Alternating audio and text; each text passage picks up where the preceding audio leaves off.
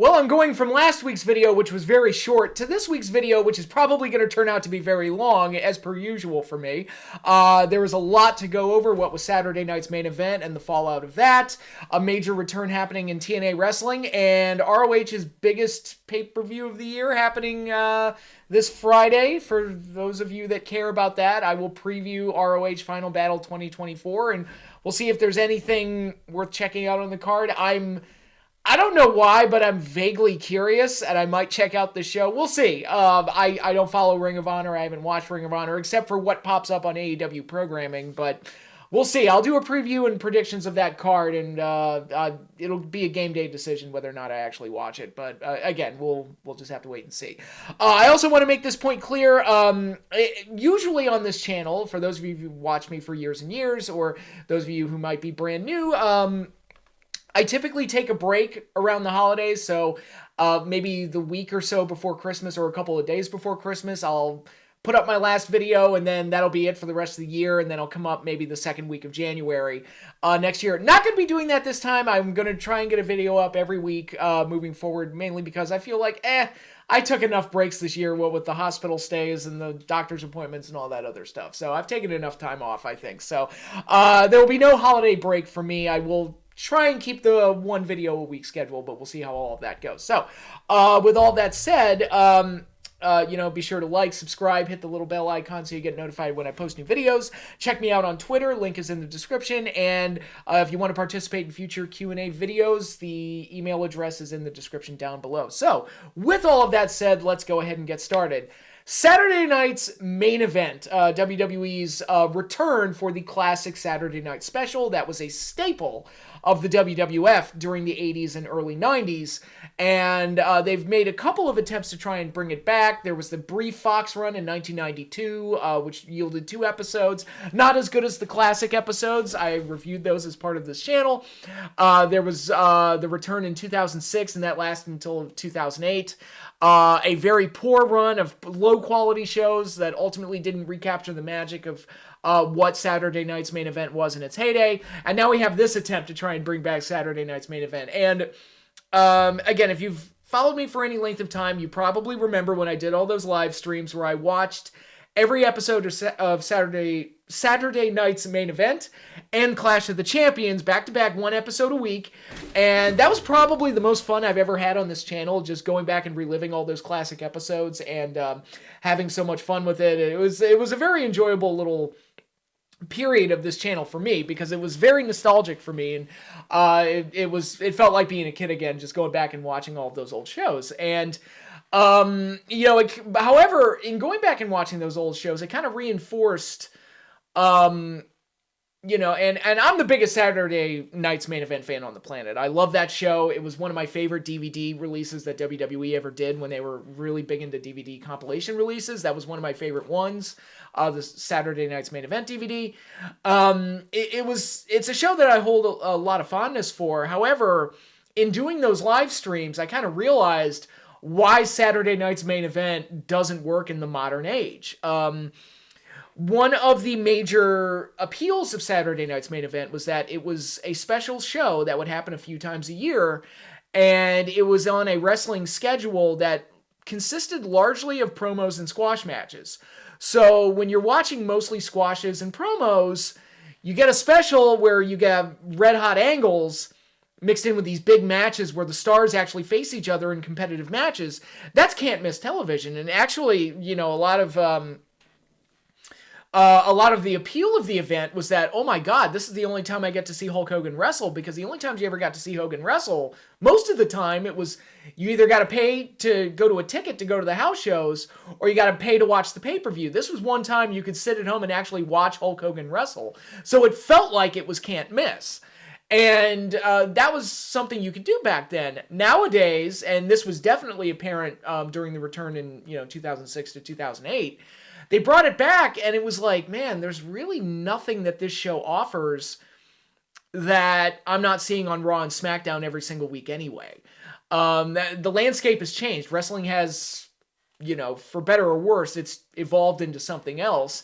And when you have, at that time, 2-hour Raw, 2-hour SmackDowns every week, having a Saturday Night Special with matches that are very similar anyway, it doesn't carry the same appeal. It doesn't have that can't-miss flavor to it. I've said similar things about Survivor Series, where, when I was a kid, the elimination matches were awesome because it was people interacting that didn't always interact, and it was a way to continue feuds without blowing off the one-on-one matches right away. And that was something they could do back then when television is mostly squash matches and only a handful of pay-per-views a year. But when you have 12 pay-per-views a year and all the matches on TV are competitive, the elimination matches don't quite carry the same weight because I've seen all the wrestlers, chances are I've seen all these wrestlers interact at various points within the same calendar year at one point or another. So who cares?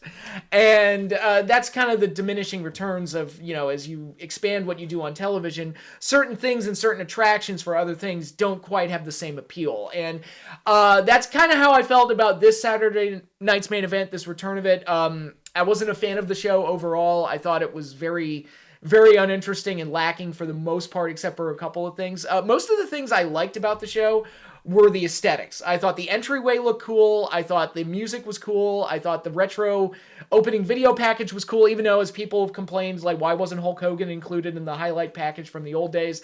I mean, I understand that complaint, and I agree with it, because that's like, I don't know, that's like doing a Raw highlight package without Stone Cold Steve Austin. I mean, Saturday night's main event was Hulk Hogan's show, and he was, a lot of the big matches and moments that happened on Saturday night's main event involved Hulk Hogan.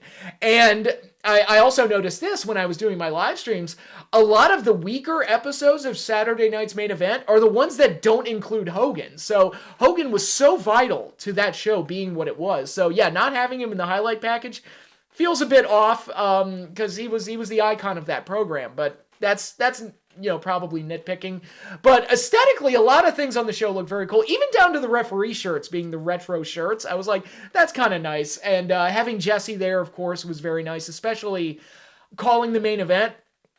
I was under the impression that Jesse would be calling the whole show, but when they brought him out at the beginning and then at the midway point, I was like, maybe it's best if, he's only calling the main event, because he looked a little old, he sounded a little old, he looked like he was reading his lines off the table. I don't know if he was, but that's just what it looked like to me. But it was nice to have him there and to be kind of the mouthpiece for the heels and, the voice of reason for the heels. And that especially came through in the main event. So it was great to have Jesse there. For that. So there was a great retro nostalgic feel to the whole thing. And I thought, again, aesthetically, a lot of it was very cool, and I appreciated that part of it very much. When you get into the actual show itself and the matches, left a lot to be desired, in my opinion. I thought Drew and Sammy was a nice hot match. The crowd was red hot for it. Drew went over.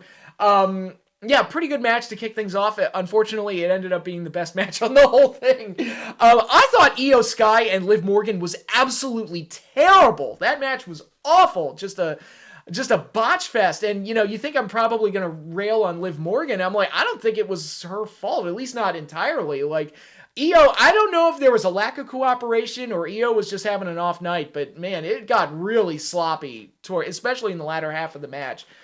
And then Rhea comes out post-match, has a stare down with Liv Morgan, which, yeah, I know it's obviously going to set up Rhea and Liv for the title once again, which they might be doing on the first Raw on Netflix, which they are stacking the hell out of that show with Punk and Seth and Roman and Solo for the Alufali, I forget what it's called, but basically, the battle of who is the tribal chief. They're doing that match on Netflix. They're doing, again, Seth and Punk.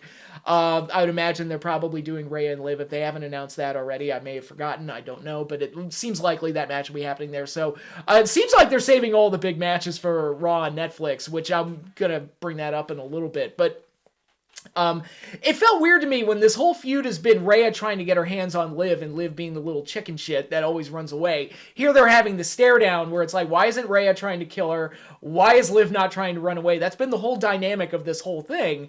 And now they're just having a stare down to kind of remind us that, yeah, there's going to be a title match. And I'm like, yeah, that felt a little, I don't know, soulless to me.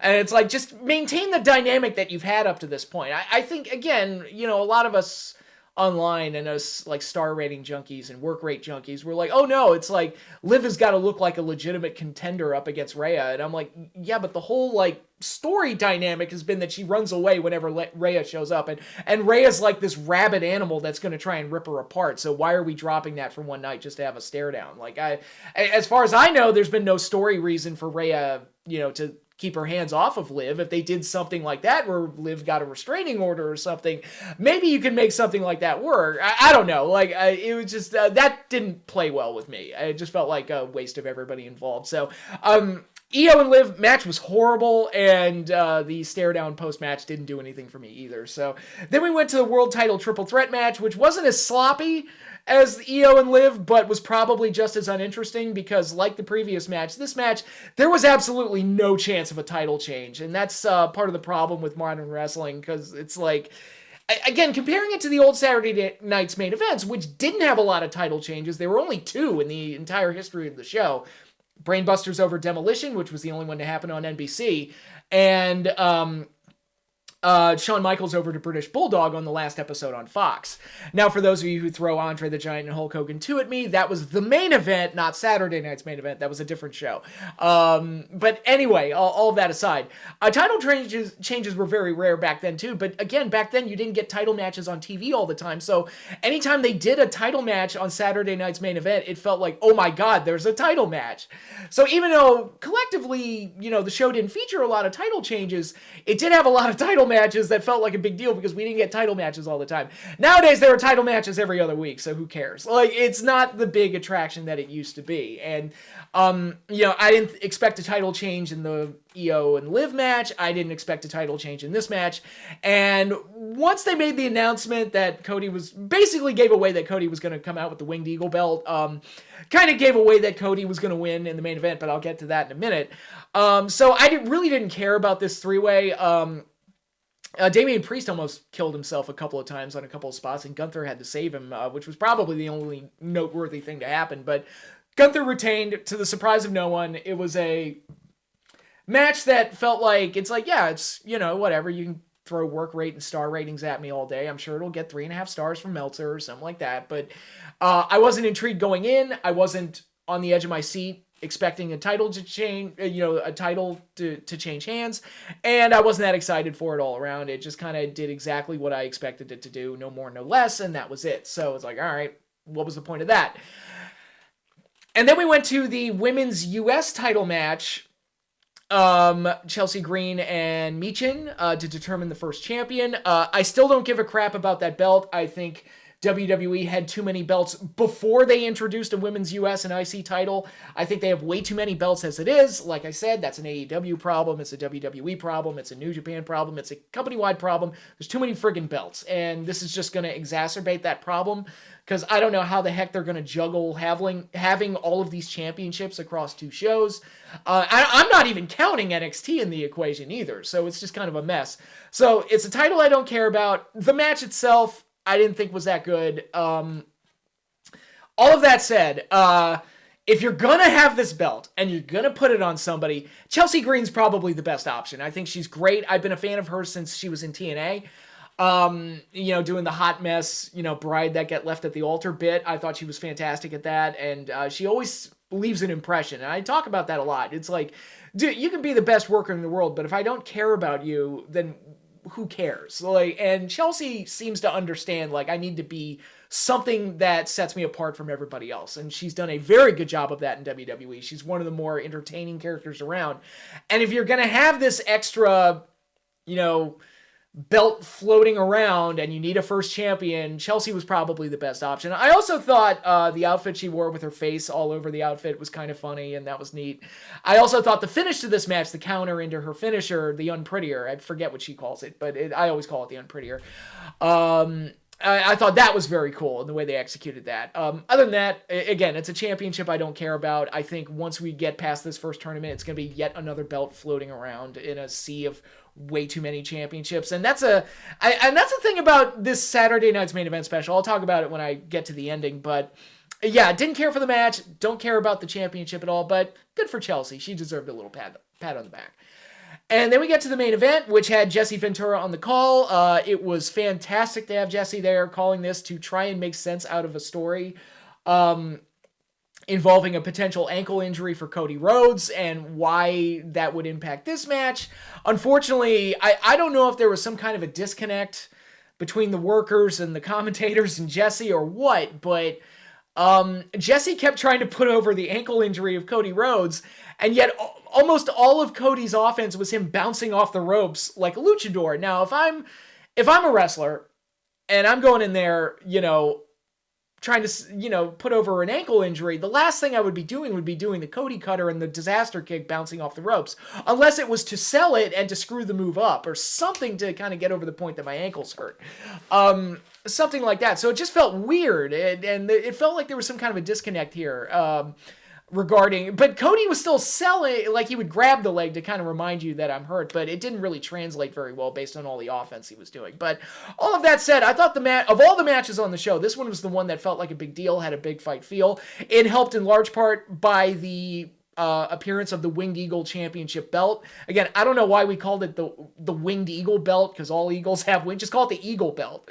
And, the Attitude Era version, you call that the Big Eagle belt, and that's fine. But in any case, beautiful championship belt. I maintain, seeing it on Cody, I was like, yep, that is the nicest WWE Championship belt ever designed. And thank you for not doing something stupid with it. Thank you for not plastering a giant WWE logo on it. Thank you for not plastering Cody Rhodes' tattoo on it. Like, nothing like that. It's just the Winged Eagle Championship belt, just as we remembered it. I think the only difference that I noticed was at the top of the Winged Eagle belt, there's the little WWE logo, WWF back in the day, and this version of it had WWE, which makes total sense. That makes total sense. But they didn't screw with the design. They left it just the way we remembered it, and it's the nicest looking belt in company history, and so much so that a lot of people are clamoring for it to be the permanent championship belt. And I'm like, yeah, I wouldn't mind that. I wouldn't mind that, especially with how things ended post-match. It's like, yeah, keep that belt around. Why not? It is a gorgeous championship belt, and I was fortunate being a kid. I had the nicest, the big gold belt in WCW and the WWF title belt, the Winged Eagle belt in WWF. I grew up with the two nicest world championship belts of all time. Pretty cool. Pretty cool indeed. But anyway, it was very nice to see that. I thought there was a big fight atmosphere for the match. It was by far the most interesting match out of the entire card. Even if I wasn't a fan of the story that was told, from bell to bell, it did have a big fight feel to it. But then Cody won through less than savory means, shall we say, as Jesse was quick to point out. Now, is he going to cheat or what? And it's so great having Jesse there. At any point, he's like, what's he doing? He's feeding off the crowd. He's like, feed off him all you want. Try and win the damn match. And I'm like, can we have somebody like with a brain like Jesse Ventura calling these matches again? That would be very nice. Because Jesse's role was always being, like I said, the mouthpiece or the voice of reason for the heels, kind of presenting their side of things. And I think what made Jesse work is that he wasn't just a shtick of a heel announcer. He was a heel character before he was an announcer, and they just made him an announcer. So he was a heel first and then an announcer. It wasn't like, when they turned Michael Cole into a heel, and that just became annoying after a while, or when TNA turned Don West heel briefly, and I'm like, Don's too likable. What are you doing? Like, that doesn't work at all. Jesse and Bobby Heenan as well were well-established heel characters that were made into announcers, so it was just them being themselves, but calling wrestling matches, and it worked beautifully in both cases. And Jesse, it was very nice having him call the main event and kind of poking holes in some of the story logic that we typically get in modern wrestling. But in any case, so Cody won, and then the show was over, and I was like, because I'm watching the show, and it was a bunch of matches I didn't care about. Nothing unpredictable happened. Because that's another thing about the old Saturday night's main events. There would be some kind of a hot angle, like the Mega Powers forming, or Jake Roberts DDTing Ricky Steamboat outside the ring, which legitimately hurt Steamboat, but still, it was a hot angle. Big things like that. This had just nothing.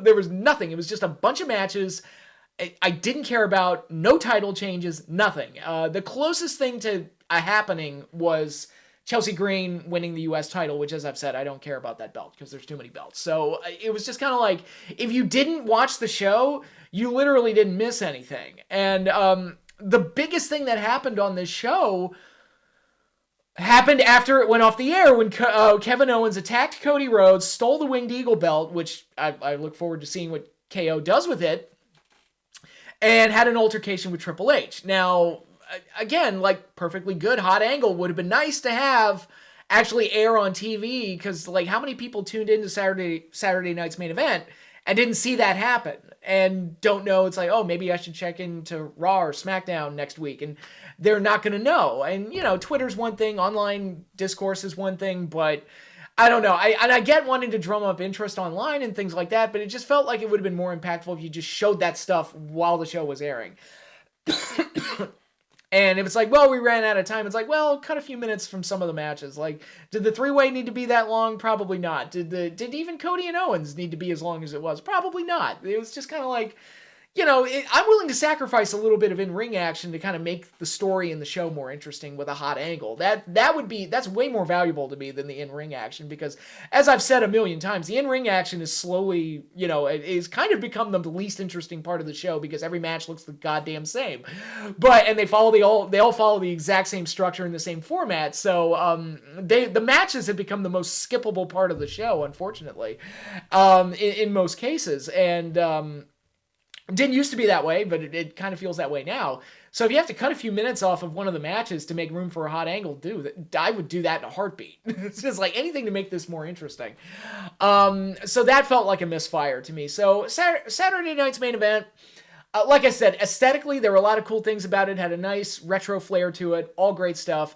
I wasn't a fan of the execution of the show, and I am not looking forward to this as an ongoing special for WWE programming, because, again, as I've said a million times, Saturday night's main event worked in an era when it was mostly one-hour shows with squash matches and promos and very little else.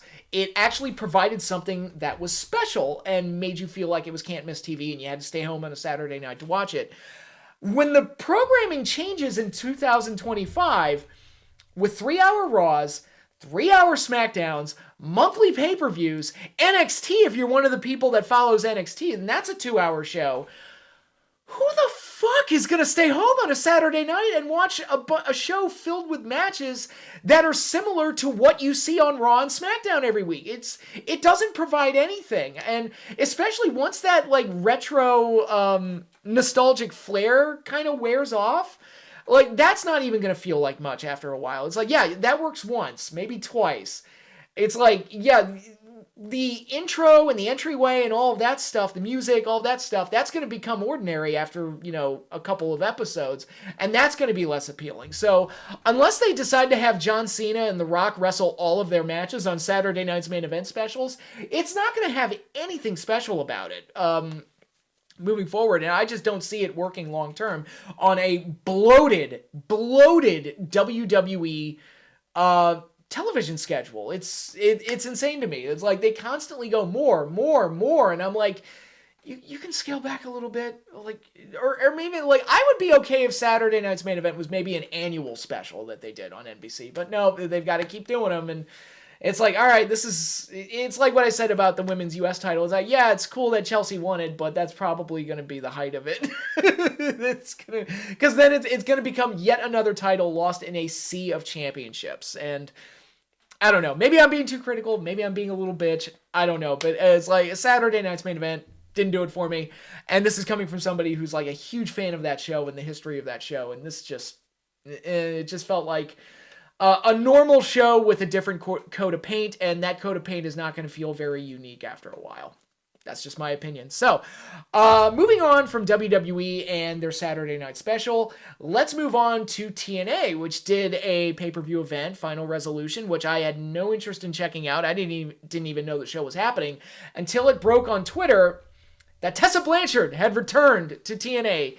Tessa, the only woman to win the TNA/Impact Wrestling World Heavyweight Championship, and a very controversial figure on the indie wrestling scene, and has been for a few years. So she's got a bit of a checkered past, and now she's back in TNA, the company that she spurned by not relinquishing the world title. They had to vacate the title and create a new champion because she had left.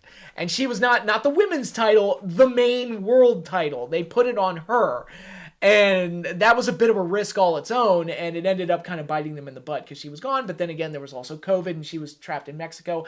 There's two sides to every story. I don't know all the details. All I know is that bridges were burnt and feelings were hurt, and it reflected poorly on Tessa by the end of it. Now, my opinion on Tessa Blanchard, and again, if you followed my channel for any length of time, you know that I've put her over constantly as a great in-ring performer, a great talent, one of the better women's performers during that time, like when she was around in TNA and really shining and really doing well, that 2018 to 2019 era when she was working with Gail Kim and the matches she had with Sami Callihan and all that stuff. I thought Tessa was one of the best female performers out there. Like at the time when you look at like the Four Horsewomen and the Charlotte Flairs, Becky Lynch's, Sasha Banks, Bayley's and all that, I thought Tessa was right up there in that same class, if not number one. Like she's definitely deserves to be mentioned in that same class. That's how highly I thought of her. I thought she was an amazing talent, amazing worker, all the potential in the world to do great things. So much so that I thought it's like she's got to go to WWE and do really well, or she's got to, like, AEW should sign her, because AEW was just starting up, and I was like, how have they not signed her yet? What's going on here? And then of course things start to trickle out that she's not the most well liked, and there's history of incidents, like I said, kind of a checkered past, and not very well liked, accusations of being a bully, accusations far more offensive than that. I won't go into detail, but again, a lot of not good things have been said about Tessa Blanchard in the past, and things that she has done and said. And I think the TNA thing was kind of the last straw, where it was kind of like, it felt like once that happened and, you know, she didn't relinquish the belt and they had to cobble something together to get a new champion, that was kind of like the end of her, and she was kind of blacklisted from the business. And she's had a couple of other runs here and there that were short-lived, didn't go very well, and people are sitting around wondering, is like, what exactly is going on? Like, what is it with Tessa that, you know, is she the problem? I mean, typically, you know, I'm kind of a believer of where there's smoke, there's fire, and I said the same thing about CM Punk. Like, it feels like there's always some kind of issue with Punk, and, you know, the AEW thing was not a new thing. Like, he's always getting into, like, scuffles and disagreements and shouting matches with everybody. It just seems like everywhere he goes. So it's like, you have to start wondering, is you know, where there's smoke, there's fire. Is Punk ultimately the problem here? Now, so far in WWE, things have been peachy keen and everything's going well. So no signs of any kind of incidents yet, but with Tessa, it's like, you know, there must be something there that she's doing, and something, you know, some level of unprofessionalism that's going on there that's keeping her from getting the opportunities that she absolutely, you know, under normal circumstances, absolutely deserves, because she's such a great talent and so good. And, you know, everything on camera is great. It's just behind the scenes, if she's too much to deal with, it's like, you just got to shrug your shoulders and be like, okay, well, we got to let you go and let you be somebody else's problem. So, all of that said, when I heard that TNA brought her back and she did the angle where she attacked Jordynne Grace, I said, well, screw it. Let me go watch Final Resolution now just to see all of it. And watched it. Turns out her return was the only noteworthy thing on the entire show. Joe Hendry won #1 contendership to the TNA title. He'll be facing Nick Nemeth again. And it's like, well, I don't know. Is it too late? Did they miss their moment at Bound for Glory? I don't know. But it's like, Hendry will probably get the title this time. And it's like, it's about time, so sure. But the Hardy Boys had a tables match that I thought was bad, but at least it wasn't a ladder match. So it's like, well, you know, at least I'll take a shitty tables match over yet another friggin' ladder match. So improvement, I guess. So the rest of the show, not very noteworthy. And, you know, the rest of it, like matches that were just kind of, yeah, they're fine. You know, whatever. Nothing offensive, but nothing bad. But that stood out, Tessa's return. I was like, okay, we're doing something here. We got something going with Tessa. Okay. So TNA, they're taking a risk bringing her back. They're taking it's a chance, because, you know, that relationship has ended poorly before, and we'll just have to wait and see how it all plays out. But I'm all for giving Tessa a second chance. Like I said, I think there's a great talent there with a lot of potential, and if she's matured and gotten over whatever issues have been holding her back, let's give her another chance. And if she shines, she shines, and hopefully does some great things with TNA and maybe turns that into, moves on to an AEW or a WWE and shines there as well. Because she deserves to be on a big stage. It's just that a matter of handling her business behind the scenes and not being a pain in the ass. So if she can not be a pain in the ass, everything goes well. It could turn into really good things for her down the road and hopefully give TNA, something worth checking out. Because, like I said, I wasn't going to check out that pay-per-view until I heard she returned. I'm like, oh, well, let me go watch it, I guess. And she ended up being the only noteworthy thing that happened on the entire show. So she generated some interest for sure, and it got a lot of people talking online for sure. So they've got people's attention with this. I just hope that it all goes well, but maybe that's wishful thinking on my part. But again, we shall see. So, Tessa, TNA, I wish you all the best, and hopefully it all goes well.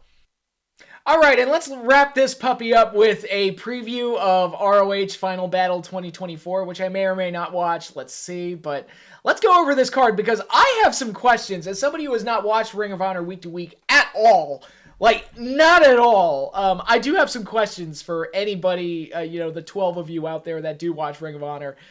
Please tell me what is going on here with some of these matches, because I have to ask. Okay, first of all, we have 7 matches here on the card. 6 of them are championship matches. Again, there are too many titles. Like, ROH does not need this many titles. Like, you don't need the TV title, which once Punk retired, or not Punk, I'm sorry, once Joe, vacated it, that should have been the end of the TV title. You don't need a TV title. You don't need the pure you don't need a pure championship and the TV title. Like, pick one and move on, at least. And my biggest question, building off of not needing a TV title, one of the matches is Red Velvet defending the ROH Women's TV title against Layla Hirsch.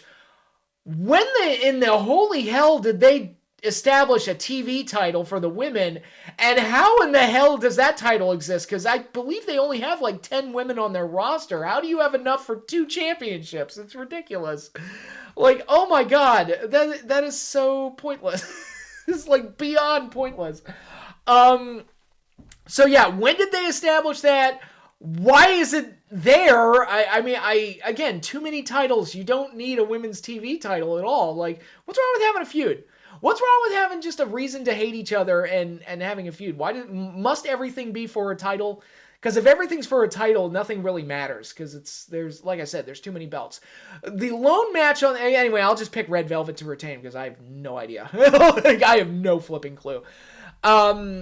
The only match on this card that is not a title match is Jay Lethal versus QT Marshall. Jay Lethal is somebody who should probably be on AEW programming, but whatever. I had a friend tell me, it's like, dude, I think I could book a better show than AEW just using the people that they're not using, and I think Jay Lethal probably fits that bill pretty well. He's a talented guy that could probably be doing more, and he's stuck on Ring of Honor for some reason. So there's that. Jay Lethal goes over, one would hope. Then we have Lee Moriarty defending the Pure Wrestling, the ROH Pure Championship against To Be Determined. Nobody listed yet, but there will be a Pure title match on the show. Lee Moriarty, the king of AEW Dark, is now a champion of Ring of Honor. That's cool. Then we have the Survival of the Fittest match for the Ring of Honor TV title. Again, entirely useful. Brian Cage, talented guy. Willie Mack, talented guy. Commander, Y. Mark Davis, Y. AR Fox, and Blake Christian. I completely forgot about him. Blake Christian, Jesus Christ. Again, this involves some people that should probably be on AEW programming but aren't for some reason, going for a title that probably shouldn't exist. My guess is Cage retains. I don't know. I really don't know at this point. Then we have for the women's title, the World Women's Championship of Ring of Honor, Athena defending against Billy Starks. I hear Athena's been pretty good in Ring of Honor. She's actually, from what I've heard, she's the longest reigning champion in Ring of Honor history, not just women's champion, in the entire history of the company. She has the longest title reign in company history. And it begs the question, if she's doing so well and she's doing such a good job with this championship. What is she doing on Ring of Honor and not on AEW programming, where they could probably use her and put more eyeballs on her? Because again, I don't know who is watching Ring of Honor at this point. It's just AEW Dark behind a paywall. That's all it is, right? Like, but anyway, Athena probably retains because Billy Starks, I barely know who that is. I've seen her before, but I don't know anything about her. And again, this comes from somebody who hasn't watched Ring of Honor, so maybe she's amazing. I don't know. Then we have the Texas Bull Rope match for the World Tag Team Championship. The Sons of Texas, Dustin Rhodes and Sammy Guevara taking on the Righteous, Vincent and Dutch. I actually kind of want to see this. This could actually be fun. And of course, Dustin cut a promo on TV that made me kind of want to see it. And again, Dustin Rhodes, what is he doing on Ring of Honor when he probably could be contributing something more meaningful on AEW? I don't know. How did Sammy Guevara get demoted to ROH? I have suspicions. Probably the match with Jeff Hardy probably got him viewed in a negative light. Maybe the presence of Mercedes Moné when they have kind of there's a thing in their past a little bit, and they're keeping Sammy away from her might be part of it. I don't know. But then again, like, yeah, these are just, most of the Ring of Honor shows are just dark shows for, for AEW. So it's like, yeah, it's not like they wouldn't be in the same building, right? So I don't know. Like, I don't know what it is, but right now it's like you've got Dustin Rhodes and Sammy Guevara kind of languishing away on Ring of Honor, which as a company probably shouldn't exist at this point.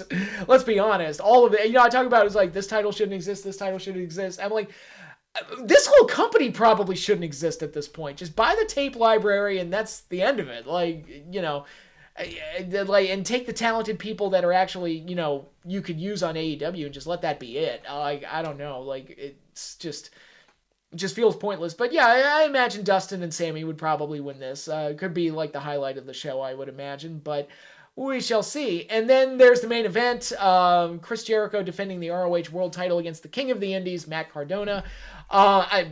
Again, Cardona's presence seemed to be the only thing that generated any kind of interest in this card. And I use the word interest very loosely here. It's not like people are, drooling over themselves to go check out a Ring of Honor pay-per-view at this point. Especially when they're doing this Ring of Honor pay-per-view and then AEW's got another pay-per-view coming up almost immediately after. And it's just, you want to talk about bloated programming. AEW has really, really bloated their own programming with too many shows, too many titles, too much going on, roster's too big. Like, it's just a madhouse right now. But I would probably have Cardona win the title just to kind of create some kind of, headline or spark coming out of the show. But that's the card for ROH Final Battle. Now, again, my only interest in this card is just pure morbid curiosity of like what an ROH pay-per-view would look like in December 2024. But in any case, it's not the most impressive card in the world. Like I said, there are too many titles and doesn't seem to matter all that much. But hey, it's a show, so if you want to check it out, it's there for you to see on Friday night, I believe.